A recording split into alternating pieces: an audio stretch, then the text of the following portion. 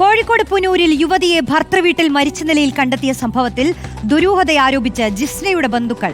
ഭർത്തൃവീട്ടിൽ യുവതി മാനസിക ശാരീരിക പീഡനത്തിനിരയായി.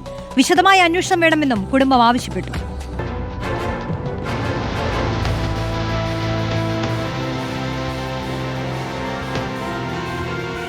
മൂന്ന് വർഷം മുൻപാണ് ശ്രീജിത്തും ജിസ്നയും വിവാഹിതരായത്. പ്രണയത്തിനൊടുവിൽ കുടുംബങ്ങൾ ആലോചിച്ചുറപ്പിച്ച കല്യാണം. ചെറിയ അസ്വാരസ്യങ്ങൾ എല്ലാ കുടുംബങ്ങളിലും എന്ന പോലെ ഉണ്ടെന്നാണ് ബന്ധുക്കൾക്കുള്ള അറിവ്.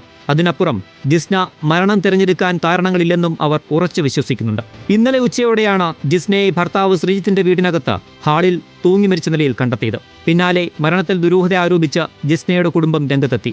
ഭർത്തൃവീട്ടിൽ കടുത്ത മാനസിക പീഡനത്തിനും ശാരീരിക ഉപദ്രവത്തിനും ജിസ്ന ഇരയായതായി കുടുംബം ആരോപിച്ചു. അവർ തമ്മിൽ ഇടയ്ക്ക് ചെറിയ പ്രശ്നങ്ങൾ ഉണ്ടായിരുന്നു. ആ സമയത്ത് അങ്ങോട്ട് കുറച്ച് 2-3 ദിവസം മുമ്പ് അവിടെ വന്നിട്ട് സ്വാഭാവികമായിട്ടും ഭർത്താവ് വിളിക്കുന്ന അവസ്ഥയായിരുന്നു. ഉച്ചയ്ക്ക് വിവരം ഭർത്തൃവീട്ടിലെ അയൽക്കാരിൽ ആരോ ആണ് ജിസ്നയുടെ കുടുംബത്തെ അറിയിച്ചത്. ഭർത്താവ് ശ്രീജിത്തിന്റെ വീട്ടുകാർ ഒന്നും അറിയിച്ചില്ല.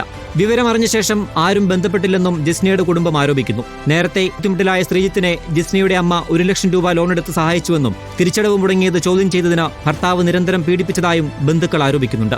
ശ്രീജിത്ത് എന്ന് പറഞ്ഞ ഹസ്ബൻഡിന് 1 ലക്ഷം രൂപ അങ്ങനെ പുള്ളിക്കാരിന്റെ അമ്മ ബാങ്ക് വഴി അങ്ങനെ ഒരു പൈസ എടുത്ത് കൊടുത്തിട്ടുണ്ട്. 5 മാസത്തിൽ അങ്ങനെ അടക്കണം പറഞ്ഞിട്ടുണ്ട്. അതിന്റെ ടോർച്ചറിങ് ആണോ, എല്ലാ മാനസികമായിട്ട് വേറെ എന്തെങ്കിലും പ്രശ്നങ്ങൾ അവിടെ ഉണ്ടോ എന്നറിയില്ല. മരണത്തിൽ വിശദാന്വേഷണം ആവശ്യപ്പെട്ട് ജിസ്നയുടെ കുടുംബം ബാലുശ്ശേരി പോലീസിൽ പരാതി നൽകി. മരണത്തിൽ ദുരൂഹതകളില്ലെന്നാണ് പോലീസിന്റെ പ്രാഥമിക നിഗമനം. അസ്വാഭാവിക മരണത്തിന് കേസ് രജിസ്റ്റർ ചെയ്ത പോലീസ് പോസ്റ്റ്മോർട്ടം റിപ്പോർട്ട് ഉൾപ്പെടെ കിട്ടിയ ശേഷം തുടർ നടപടികളിലേക്ക് കടക്കും.